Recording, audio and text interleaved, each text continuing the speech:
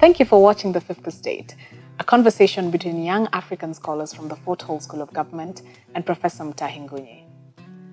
This is a midterm report form from the Fort Hall School of Government for Uhuru Kenyatta and Raila Odinga, 300 days ahead of the general election. But before we rate them, we will grade their operatives. The first award for Most Improved Politician goes to Ali Hassan Joho, Governor of Mombasa County.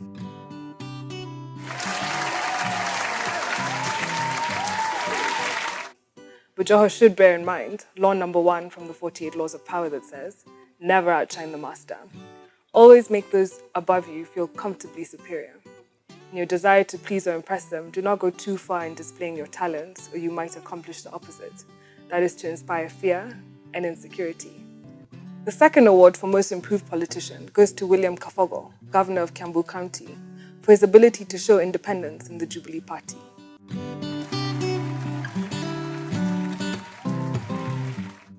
But Kafogo should be warned. Law number 18 from the 48 Laws of Power says, do not build fortresses to protect yourself. Isolation is dangerous. Eugene Wamalwa is sent to December holiday tuition. He is going there to learn from Julius Caesar.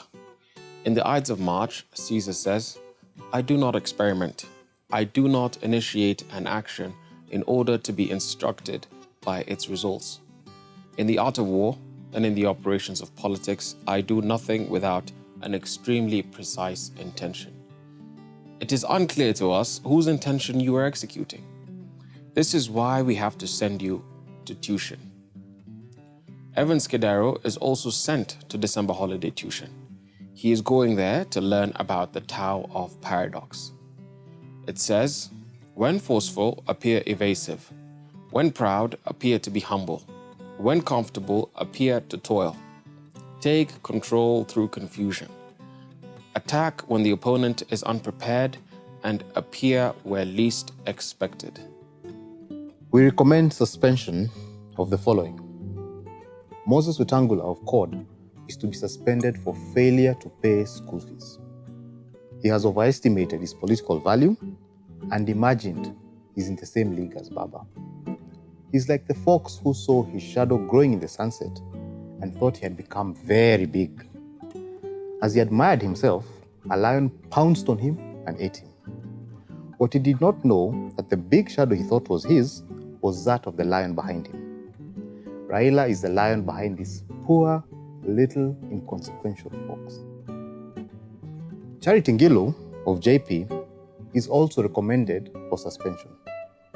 And this is for failure to attend class. In her absence, Charity Ngilu skipped lessons on the 6th Law of Power by Robert Greene, which says, court attention at all costs. Everything is judged by its appearance. What is unseen counts for nothing. Kiraitu will be sent to detention because of bullying a mono called Governor Munya. He will be required to listen to the reggae song called Cedars of Lebanon and pay attention to the following words. Choose your enemies carefully because they will define you. Make them interesting because in some ways they will mind you. They are not there in the beginning, but when your story ends, they are going to last with you longer than your friends.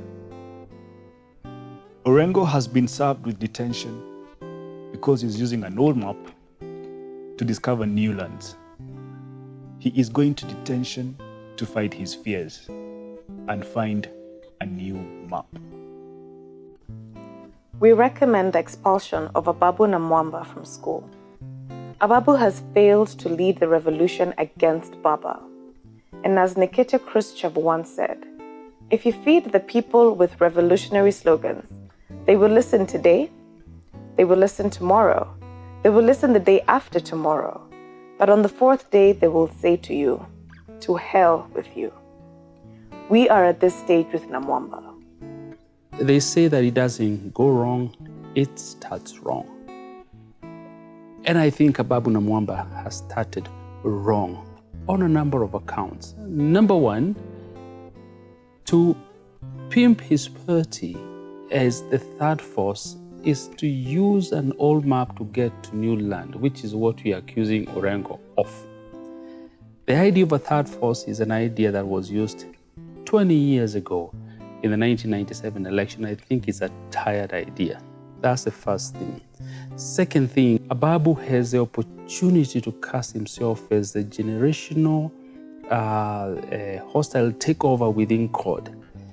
And if he does so, he will replicate exactly what William Ruto did in Kano. But that opportunity is one that he is squandering every single day. The following story is for Uhuru Kenyatta regarding Raila Odinga. A man in North Carolina bought a case of 12 very rare cigars. He then insured them against fire and other things. Within a month, he had smoked the entire case. He then filed a claim against the insurance company. In his claim, the man stated that the cigars were lost in a series of small fires. The insurance company refused to pay, citing the obvious reason, that the man had simply smoked the cigars. The man sued, and he won. The court ruled that the insurance company pay the man $12,000. As soon as the man cashed the check, the insurance company had him arrested on 12 counts of arson. With his own insurance claim testimony for the previous case being used against him, the man was convicted of intentionally burning insured property and sentenced to 24 months in jail and a $24,000 fine. Like the guy in this story, Raila has this political acumen to create nothing out of something, to smoke cigars that he has bought and get insurance to pay him. He can turn around the truth and cause it to look extremely different. That particular ability is what causes me to grade him in terms of achievement with an A+. And in fact, he must be confirmed as the best opposition leader ever in the continent of Africa. And maybe we should plead to the gods to have him continue in that job, because he does that job very well. Regarding nationalism, I give Raila Odinga a D+. And I do so because he has been able to very effectively fuel acidic pessimism across the entire country to heights and levels that we have never experienced. In the last 900 days, Raila has not said anything positive about Kenya. Even when the sun is shining, he says it is shining, but there are far too many shadows, even when the shadows have been caused by trees. I will grade Uhuru and Ruto on achievement and on effort. On achievement, I give them an A-, and I deny them the full A or an A+, because they have not sold their achievement sufficiently. But given that they came to power and immediately went to do big business, and that they have been in power for slightly over 900 days, the things they have achieved are actually remarkable. I give them a C- for effort. I have 3 more reasons for giving them a C- for effort. Number 1, they have operated like generals without soldiers. I think we should encourage them to read a book known as The Speed of Trust. And that is, the economy of trust is such that if you trust people with certain responsibilities, especially responsibilities that are sensitive, and people around you, politicians around you in particular, then you'll be able to achieve what you intend to achieve much faster. That's the first thing. Second thing is that they have a lot of achievements, but there is no doctrine that waxes all these achievements together. And as a result, what happens is that you try to sell development without a doctrine that animates this development. And it looks like a patronizing generosity, which is what the misinterpretation from CORD has been. The third point is that they have allowed Raila to twist and turn all the good things that they have done, yet they have state machinery. I don't think they have done enough.